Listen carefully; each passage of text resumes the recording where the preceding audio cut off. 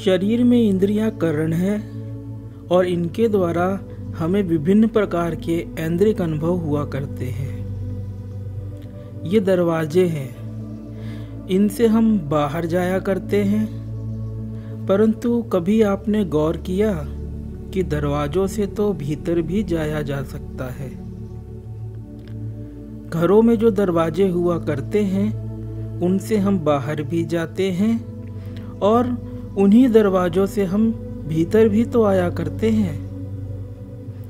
तो यदि इंद्रियों द्वारा संपादित होने वाले विभिन्न विषयगत अनुभवों जैसे कि देखने का अनुभव, सुनने का अनुभव, ये सब अनुभव यदि हमें बाह्य संसार में ले जा सकते हैं, जैसे कि दरवाजों से हम घर के बाहर निकला करते हैं, तो क्या ये विभिन्न विषयगत ऐन्द्रिक अनुभव हमें भीतर नहीं ले जा सकते? क्या ये अनुभव हमारे घर, हमारे निज स्वरूप की ओर हमें नहीं ले जा सकते? बिल्कुल ले जा सकते हैं। बस हमें ठीक से पता तो हो कि आखिरकार क्या है ये अनुभव। देखने के अनुभव के विषय में हमने अनेक बार अनेक सत्संगों में भांति भांति से बताया है। आज हम बात करेंगे स्पर्श के अनुभव की। अपनी बात स्पष्ट करने के लिए हम एक गुरु शिष्य की कथा का सहारा लेंगे, जो कि हमने ही कभी लिखी थी। यह एक विचित्र ही कहानी है, जिसमें कि गुरु शिष्य के गाल पर फूंक मार के अपना उपदेश प्रारंभ करते हैं। एक व्यक्ति जो कि सत्य के प्रति उत्कंठित एवं जिज्ञासु था, अर्थात भोंदू नहीं था बल्कि प्रतिभाशाली था। वह विवेकी था और उसका यह विवेक उसे विभिन्न संत महात्माओं, गुरुओं के पास उनके सानिध्य में पहुंचाया करता था। परंतु उसका यही विवेक उसे कहीं अटकाया भी नहीं करता था कि वह अध्यात्म के नाम पर किसी रूढ़ी, किसी संप्रदायवाद, किसी जमात का दीक्षा आदि ले हिस्सा बन जाए। एक बार वह एक विचित्र गुरु से टकरा गया। वे संत साधारण रीति से एक वृक्ष के नीचे मस्ती में बैठे हुए थे। उस व्यक्ति को उन संत के प्रति कुछ विशेष आकर्षण का अनुभव हुआ और वह व्यक्ति करबद्ध होकर उन संत के समक्ष जा उन्हें सादर प्रणाम निवेदित कर उनके सम्मुख बैठ गया। उस व्यक्ति ने, उस शिष्य ने कहा, गुरुजी, मुझे ज्ञान कराएं। मैं सत्य के प्रति उत्कंठित एवं जिज्ञासु हूँ, बहुत भटक चुका हूँ। आप यदि कुछ इस विषय में जानते हो तो कृपया मेरा मार्गदर्शन करें, मुझे उपदेश दें। उसकी बात सुन गुरु थोड़ा सा शिष्य की ओर आगे झुके और उसके गाल पर एक फूंक मारी। गुरु की यह बचकाना हरकत देख शिष्य कुछ विचलित हुआ, पर इससे पहले वह कुछ कह पाता, गुरु बोले, बताओ, ये जो अभी मैंने तुम्हारे गाल पर फूंक मारी, तो हवा ने तुम्हें छुआ या तुम्हारे गाल को छुआ? गीता रामायण से उपदेश देने वाले बहुत गुरुओं से तो वो व्यक्ति मिल चुका था। फूंक मार के उपदेश, वो भी ऐसा विचित्र उपदेश करने वाले ऐसे विचित्र गुरु से उसकी यह प्रथम भेंट थी। गुरु के पूछने पर वह बोला, हवा ने मुझे नहीं, मेरे गाल को छुआ। ये उत्तर उसने काफी सोच कर दिया, क्योंकि विवेकी तो वह था ही। इस पर वह गुरु बोले, अब यह बताओ कि हवा का ज्ञान किसे हुआ? तुम्हें हवा का ज्ञान हुआ या तुम्हारे गाल को हवा का ज्ञान हुआ? शिष्य गुरु के प्रश्न पर कौतूहल से भर बोला, हवा का ज्ञान मुझे हुआ, न कि गाल को। गुरु मुस्कुराते बोले, बेटा तुम्हें कुछ भी नहीं छूता, पर ज्ञान तुम्हें ही होता है, ना कि उसे जिसको कि कुछ भी छूता है। गुरु की इस बात पर रोमांच से भर वह शिष्य बोला, गुरुजी, इस प्रकार से तो मुझे कुछ भी घटित नहीं होता, मुझे कुछ भी नहीं छूता है, मुझे तो सिर्फ कुछ भी छूने का, कुछ भी घटित होने का ज्ञान भर होता है। गुरु स्मित हास्य के साथ बोले, हाँ बेटा, तुम्हें कुछ भी घटित नहीं होता है, तुम्हें तो कुछ भी घटित होने का पता भर चलता है। इस पर शिष्य ने कहा, तो क्या अभी तक के इस जीवन में जो कुछ भी मेरे साथ घटित हुआ, वास्तव में मुझको घटित नहीं हुआ क्या? गुरु बोले, जिसको कि लगता है कि मुझको कुछ घटित हुआ, मुझको कुछ हुआ, मुझको कुछ छुआ, वह तुम नहीं हो बेटा। गुरु के वचन सुन विस्मय के भाव से भर शिष्य बोला, तो प्रभु कृपया मुझे बताइए कि वह कौन है जिसको कि प्रतीति होती है कि मुझे कुछ हुआ, मुझे कुछ घटित हुआ, मुझे कुछ छुआ, और कृपया यह भी बताइए कि मैं कौन हूँ जिसको कि कुछ भी घटित नहीं होता, कुछ भी नहीं छूता। शिष्य के इन प्रश्नों में उसके विवेकवान होने के प्रत्यक्ष लक्षणों को देख गुरु अति प्रसन्न हुए कि चेला विवेकी है, भोंदू नहीं है। थोड़ा रुक कर वह बोले, मैं कौन हूँ? ये प्रश्न तुमने बड़ा अच्छा पूछा बेटा।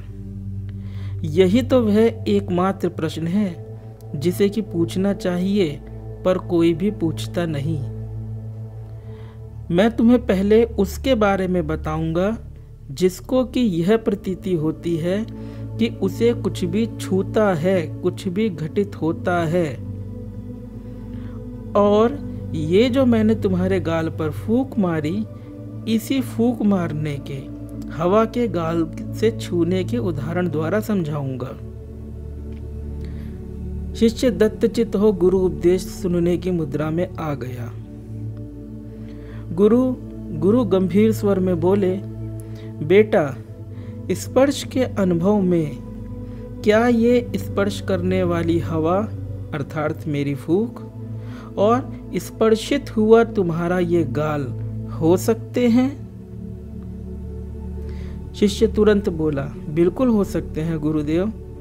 आप देखिए ना, ये मेरा गाल मौजूद है और इसके आसपास सब और हवा भी मौजूद है। अभी ये दोनों मौजूद हैं, जबकि स्पर्श का अनुभव गैर मौजूद है।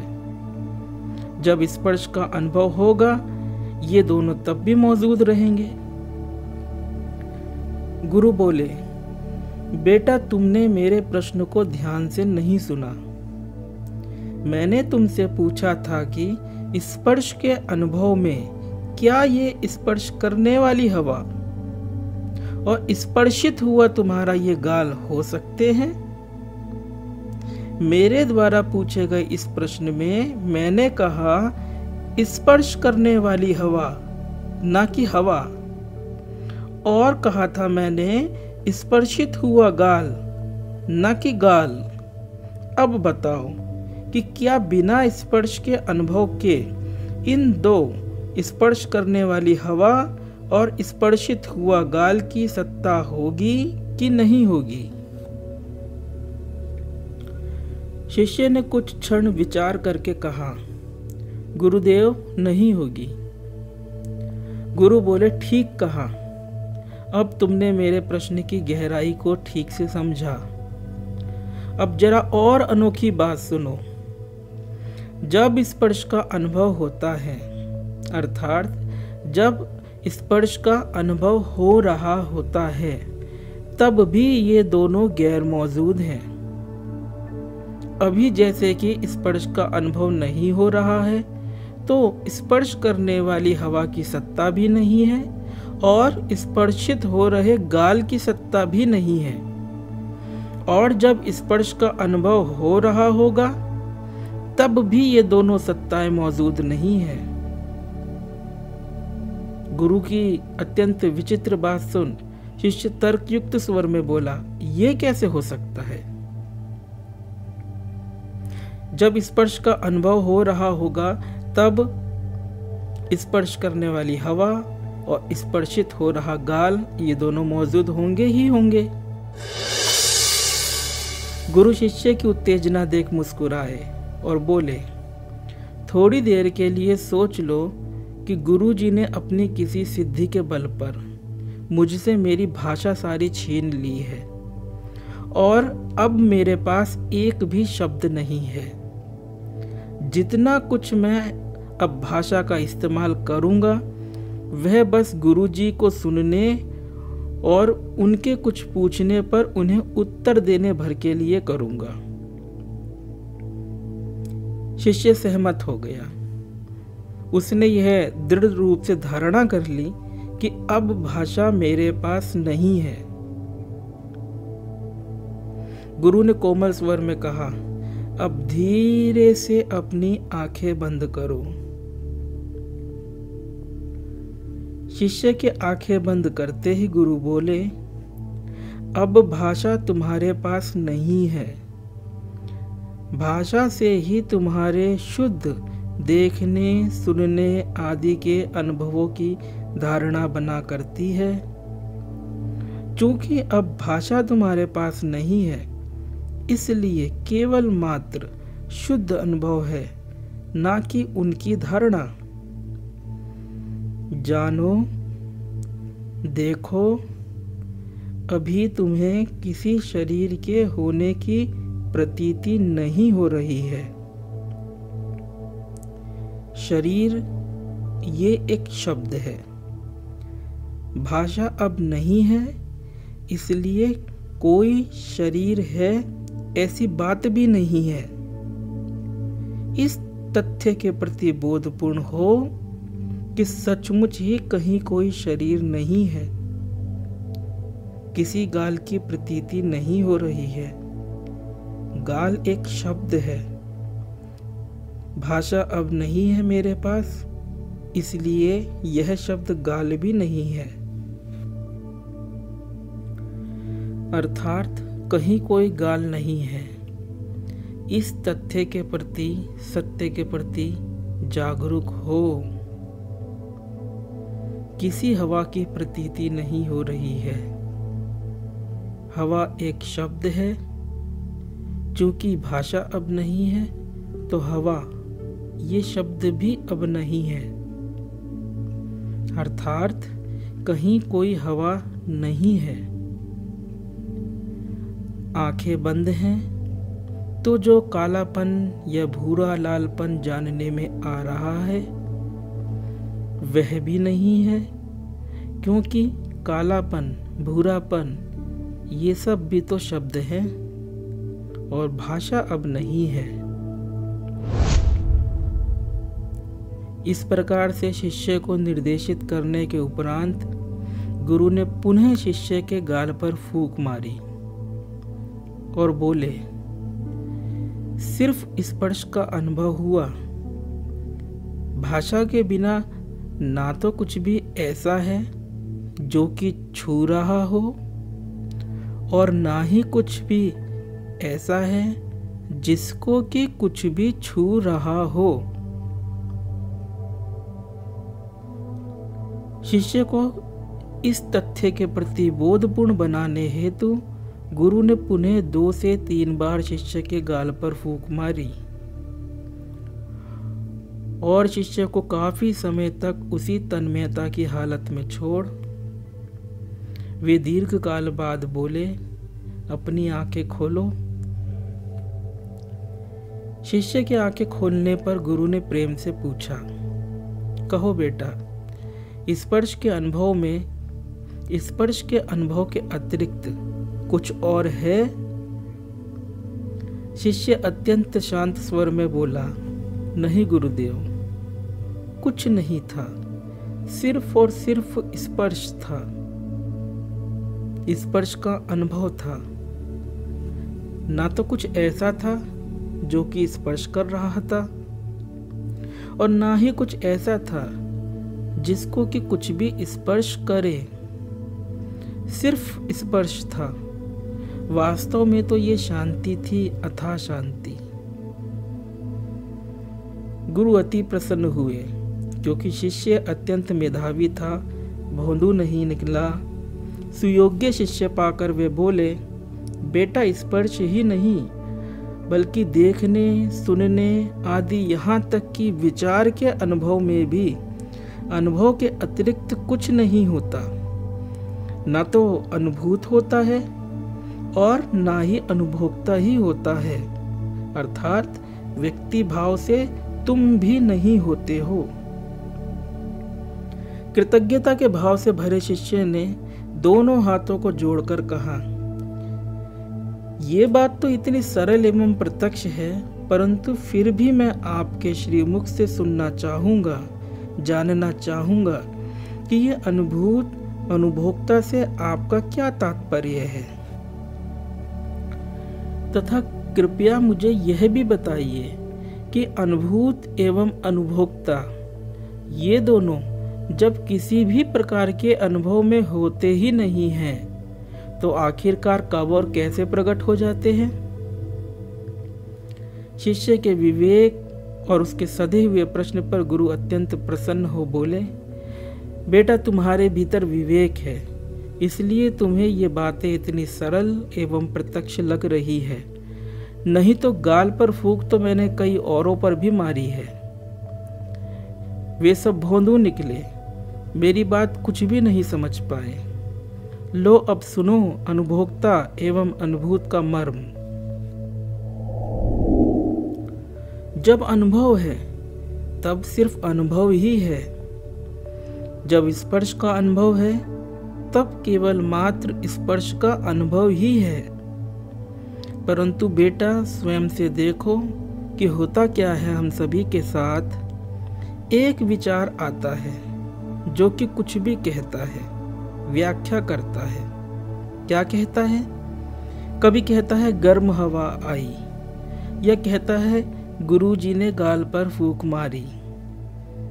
उस विचार के कारण स्पर्श के अनुभव का विषयीकरण हो जाता है, अर्थात तुम स्वयं भाषा के आधार पर यह मिथ्या प्रतीति करते हो किसी अनुभूत की जिसने कि छुआ।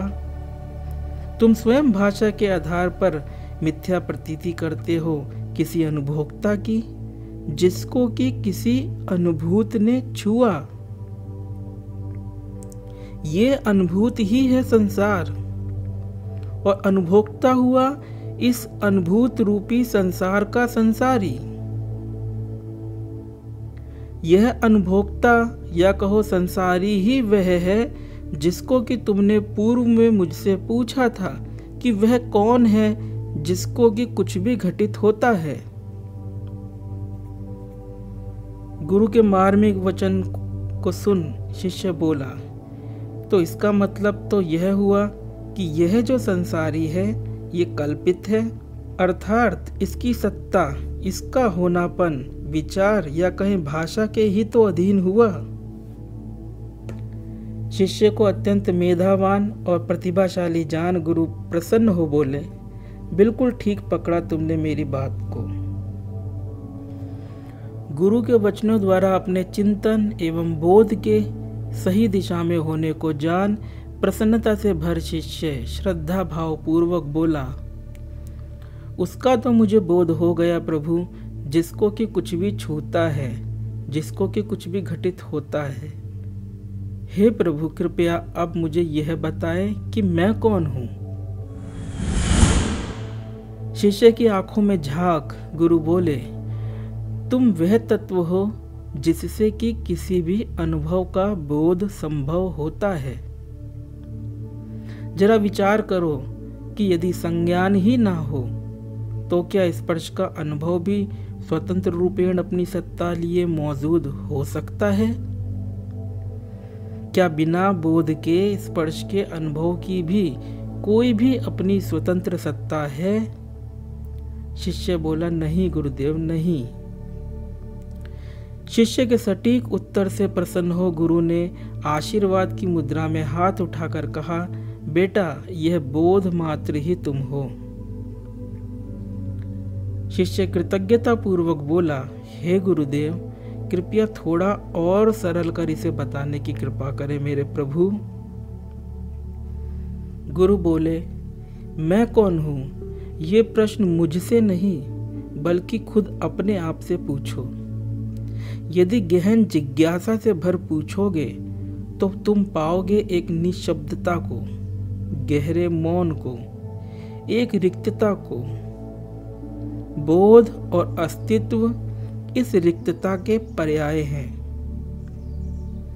हे प्रिय पुत्र, देखो इस रिक्तता को स्पर्श में। तुम पाओगे ये रिक्तता ही स्पर्श का अनुभव है। देखो इस रिक्तता को शब्द में, तो तुम पाओगे कि यह रिक्तता ही सुनने का अनुभव है। देखो इस रिक्तता को दृश्य में, तो तुम पाओगे कि यह रिक्तता ही देखने का अनुभव है। देखो इस रिक्तता को गंध में, तो तुम पाओगे कि यह रिक्तता ही सूंघने का अनुभव है। इस दृष्टि को तुम पाओगे कि यह रिक्तता ही संसार है और ये रिक्तता ही संसारी है, और ये रिक्तता, ये सब कुछ होकर भी रिक्तता ही रहती है, ना कि संसार अथवा संसारी बन जाती है। और कमाल की बात यह है कि यह रिक्तता ठीक अभी और यहीं मौजूद है। यह रिक्तता ही अब है।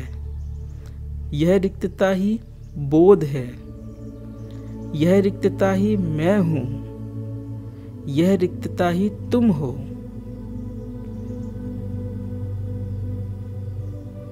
गुरु वाक्यों ने शिष्य के चित्त को विकल्प शून्य कर शुद्ध विवेक के प्रकाश से भर दिया। फिर गुरु भी मौन हो गए और शिष्य भी मौन हो चला। ओम।